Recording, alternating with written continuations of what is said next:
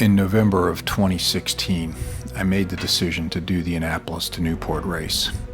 It wasn't the decision as much as it was reaffirming a commitment to start the planning process and the work necessary to get the boat ready.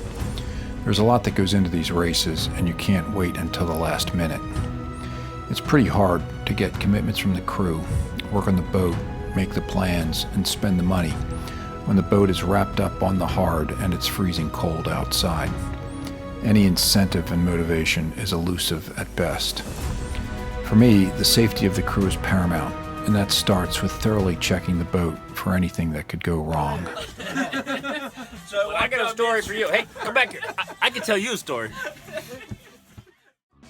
All right, we're here with Bob and Brad preparing for the 2017 Annapolis to Newport race and Boatyard on a dreary January morning.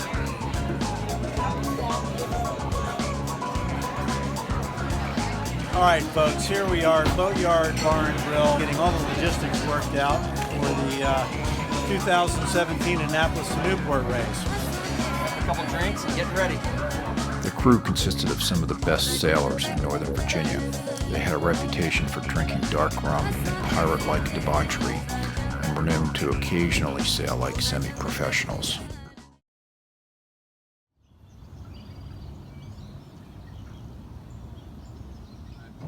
Good morning, Bob. Remember the time it took 34 hours to get out of the bay, and I was texting saying I'll never do this again? I'm going to go with one of the best discussions I ever had was old Ned Schumann, S equals K. And Ned would say, yeah, but shit's constant in the universe, it's coming back. So what I try to do is whenever I'm sitting enjoying myself, thinking how great things are, I'm also looking around. We are going out on this race without Greg Lineweber, and there's nobody that talks about that stuff more than Greg on this boat. Mindless babble is fine, because it'll just be like having Greg. Yeah, let's get going. The morning of the race, everyone showed up ready to go. The crew gear was stowed, the food was stacked, the boat was rigged, and we had our crew briefing to review safety procedures and the watch system. Weather grids were downloaded and the course was plotted. Our strategy was decided given the conditions. The weather was looking very light. We average about 150 miles a day.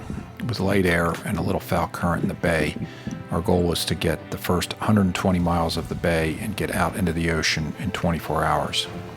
We stacked the sails according to what we thought we would need for the race. The heavy air sails were on the bottom of the pile.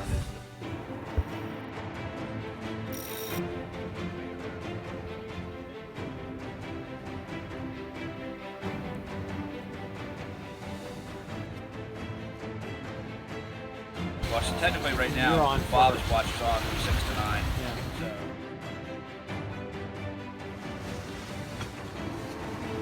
All right, he's turning down to soak in behind you. You're good. Oh, he's wandering now. As long as you're getting pictures of his bow. You guys should tag each other. I sent him a couple already.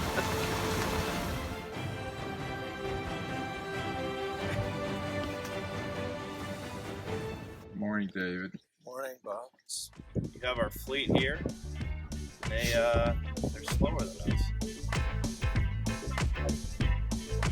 Greg put us in a good place. Good morning, everyone. It's 6 o'clock on Saturday morning. I had a very interesting evening last night. We had lots of different weather models predicting lots of different things. Where the fleet chose to, for the majority of the fleet, chose the western side of the course. We decided that we thought the eastern side of the course was a lot better. So we took a hitch over to the east early on in the evening, really kind of dug in over there, and lo and behold, we did some great things on the fleet. They're struggling to try to get back over to us right now. We're about to probably cross their bows here in about another 15 minutes. And then long night, but a good one. Lots of light air, lots of good execution and driving by the team. Yeah, well, this is the morning breakfast report, and we had the eggs coming up early. We were able to take care of the eggs, and now we got the bacon working and the English muffins. We're gonna try to put them all together here as the wind converges and make ourselves an egg sandwich. What do you think of that?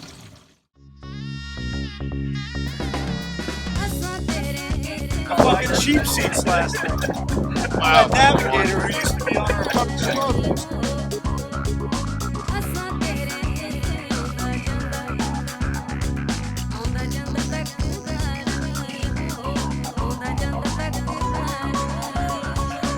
you can make the channel. You don't have to make the mark per se.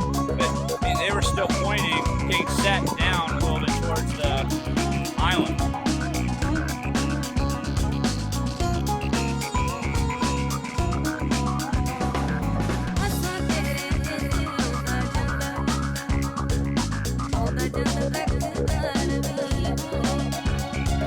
We made it out of the bay in 23 hours and 45 minutes as a nice steady 10-knot breeze out of the southeast filled in just as predicted.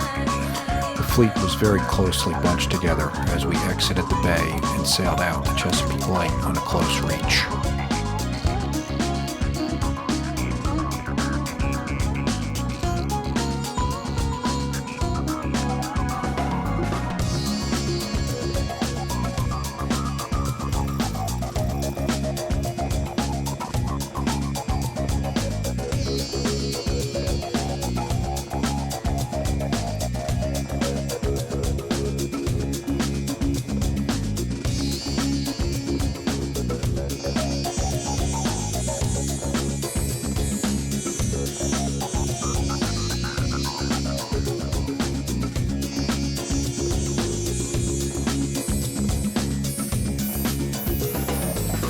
As we rounded Chesapeake Light, we turned to the north and set the spinnaker.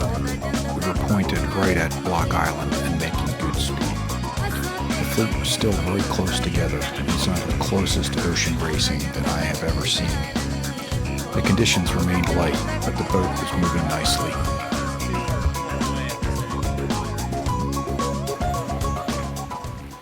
We're racing here on Schematic. Absolutely. No set it and forget it here. Bob's driving like he stole it. As the sun set on the second day, the wind shifted to the northeast. We doused the spinnaker and were now sailing close hauled. The evenings are some of the most beautiful times out on the ocean. The colors of the sunset, the sky, and the water are constantly changing as the day transitions into night.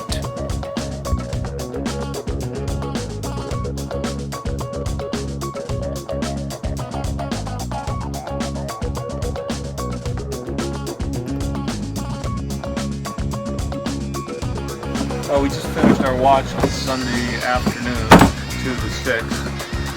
Peter, awesome helmsman, had us rocking down the Yellow Brick Road.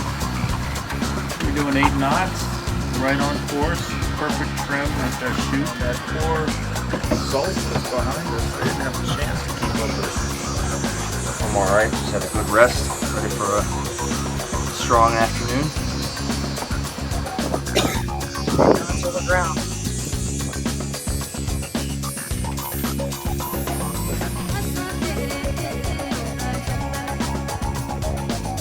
Whatever's got handy that's like board or something. Dinners are always special. We eat great food thanks to the cooks. It's one of the few times during the day when the crew is all on deck together, enjoying the race. We occasionally have some dolphins visit. It's like we sail through their neighborhood and they swim by to say hi. They swim with you for about 5 minutes, playing with the bow wave, then it's as if you leave the hood and they swim off.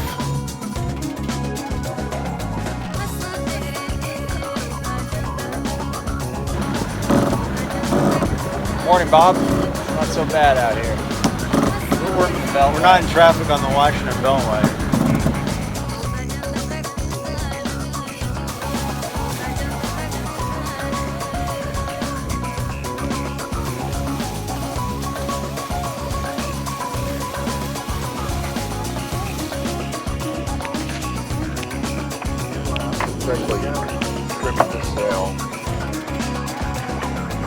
I was going to ask, they could not go. You want to very softly switch to the light one? Might be Fucking storm monster from hell over there. Might be what? it might be more canvas than we can even carry to it for the gain. And it's heavy, but It is 1:40 on Monday afternoon, and we have been searching for wind all morning long. Very, very foggy out there, so we pretty much found there's no wind to be out there to be found.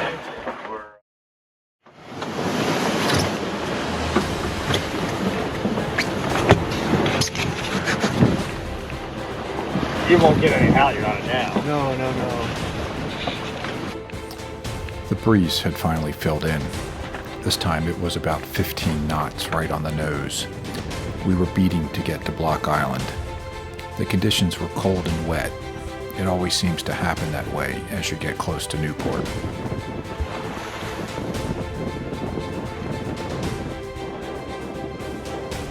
I'm not the doctor. We're the cooks on the boat. We're not cooking tonight. The racing remained close as we sailed around Block Island. Darkness arrived and we crossed tacks with our competition through the night, beating into Newport into 25 knots of wind.